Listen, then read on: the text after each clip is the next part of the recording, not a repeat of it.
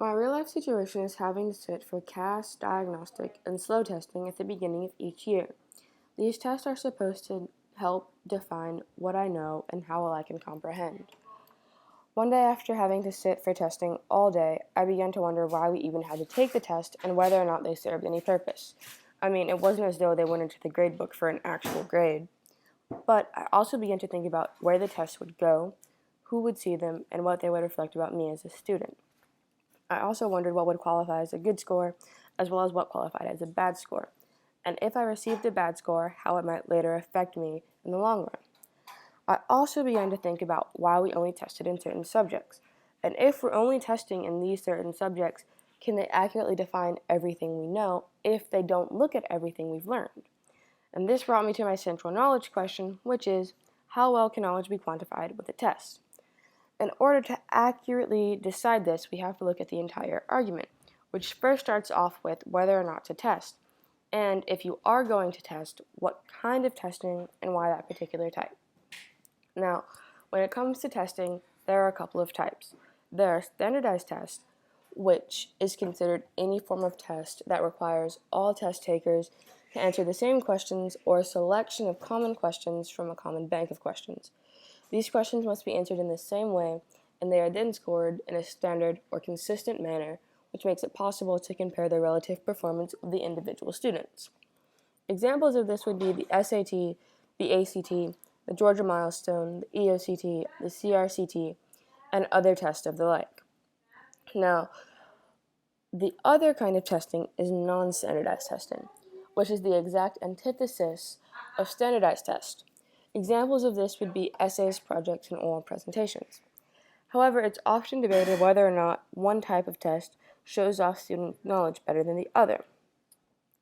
The argument for standardized testing says that it helps teachers to assess the knowledge we've learned in past years and tailor a plan for the new school year that will help us to acquire knowledge in the most efficient and long-lasting way.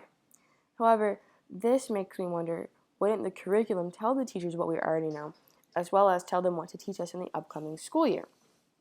Now, there's also those who argue for testing but say that it should be non-standardized testing. They say that these tests better showcase students' knowledge and skills rather than how well they can multiple guess. It's also said that in the form of non-standardized testing, students get less nervous and stress out less.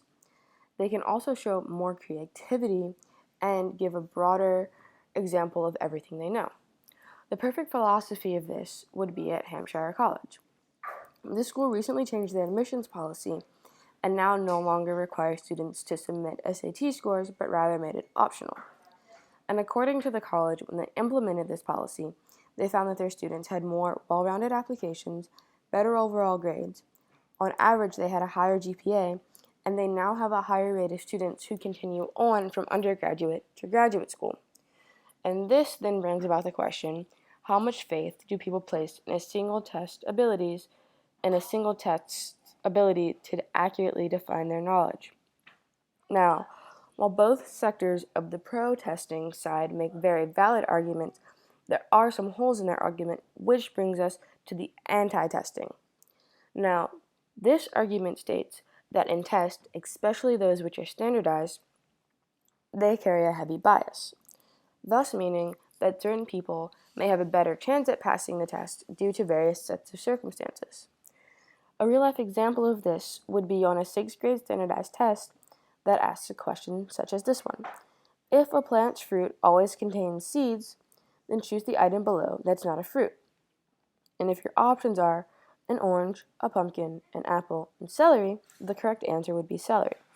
Now, it's commonly thought that this is something that everyone would learn in school, and it's very difficult to understand how someone could get this question wrong.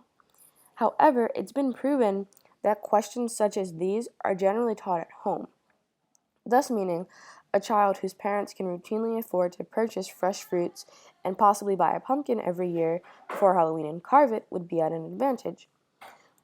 Thus, a child whose family cannot afford to do this would get the question wrong because there's nowhere for them to properly learn this concept. And this would be one of many examples that showcases test bias.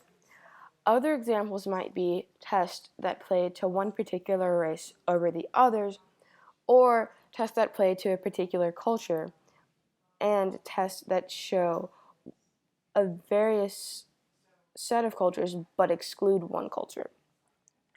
And this might also bring about how large of a role do socioeconomics and culture play in a child's quest for knowledge throughout their life. And another reason people argue for the fact that tests can accurately show a student's knowledge is the fact that tests are used to show how well teachers teach. And now, this would mean that if a teacher is teaching just so that their students pass the standardized test at the end of the year, they may not be teaching children everything they need to know for the long run, or things that might later be relevant but won't be on the test. And if they're doing this, the statistics may reflect better on the teacher, but later on put their students at a disadvantage and harm everything that they would learn if we weren't using testing at all. And the final reason people often say that testing is not at all an accurate portrayal of knowledge is because of international tests. You see, since different cultures focus on different areas of study and have different social norms, not every country will teach students the same material or test them in the same way. For example, students in England will sit for 15 to 20 exams that are all part of one big test at the age of 16. This test will determine whether or not they finish high school, not college, but high school. If they do well on this test, then 2 years later they will have to take standard college entrance exams. Yet, if you go to Japan, you see that students don't have to take any high-stakes test in high school, but they have to take an exam to even get into high school. And if they can't pass this exam, then they don't get into high school, and it's very hard for them to be successful in any manner. Then we venture to Mexico, where testing is often spotty at best or even non-existent. This is due to the chaos of their education systems and the economic struggle of their students and their students' families. There's also America, where students start testing anywhere between kindergarten and second grade and will continue to test all throughout their academic life, which will come to a summation when you have to take the SAT and then take the standard college entrance exams. Now, I say all of this to say, if you look around the globe, you'll see that no two places test their students the same. And if no two places are testing their students the same, how can we accurately compare students' knowledge on a scale internationally? And if you're looking at all of these various types of tests, how can you even say that one test accurately portrays a student's knowledge? And this brings us back to our original question and my first real-life example, which makes it look as though tests show capability to learn, as well as a clear understanding of certain topics, but not all of them. And it also makes it look as though you can use tests to quantify certain knowledge, but it cannot be the only quantifier of knowledge and may not be the best way to quantify knowledge in the first place.